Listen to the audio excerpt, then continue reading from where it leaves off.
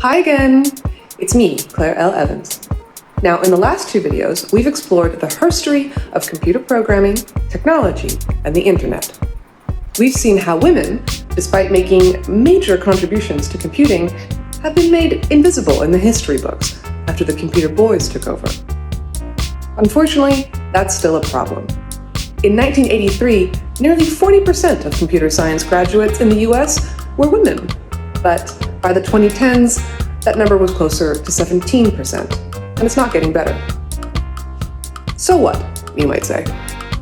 So computer boys make all the technology around us. Why is that such a big deal? Why is it so important for women to be programmers? I'll tell you why. Because when any group of people is excluded from the design of a technology or any other product, the final design will suffer, and so do we. Imagine that your cat, Mrs. Whiskers, is a designer. She's asked to design a comfy chair for you, her human. She presents you with this. Okay, it's perfectly comfortable, but for you as a human, maybe it's not what you were looking for in a chair. Mrs. Whiskers thought about the chair only from her perspective. Maybe it's a wonderful chair for a cat, but it isn't meant for you. This doesn't just happen to Mrs. Whiskers. It can also happen to other designs and technologies.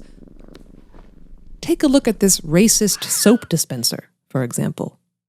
Do you think this would have happened if a person of color was on the design team that made this soap dispenser? Of course not. The soap dispenser doesn't work for people who don't have white skin. That's because the people who made these things weren't considering who might use their product and how it might feel for them to be excluded from the designer's vision of the world. It hurts to feel invisible.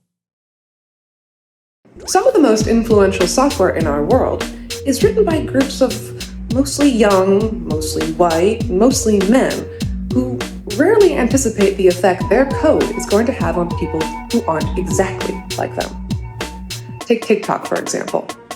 On TikTok, certain videos are doomed to never appear on the For You page because the algorithm that determines whether or not a video goes viral used to discriminate based on physical appearance, so that only attractive people are allowed to go viral. Who determines who's attractive or not? Why would that even matter? Do you really want an algorithm like that determining what you get to see on a platform like TikTok? Me neither. It's an ugly feature, and I'm glad they got rid of it. This problem is getting bigger and bigger, because now code designers and software engineers are teaching machines how they see the world, and that ends up influencing what we see on screen. Take YouTube, for example. On YouTube, children love to watch their favorite cartoon characters. And when they watch videos over and over again, that generates a lot of advertising revenue for YouTube. The result? Some creators on YouTube use bots to algorithmically generate new videos based on data about what's popular online with children. Some of those videos are weird and disturbing. Young children who don't really know what they're watching are fed new videos automatically.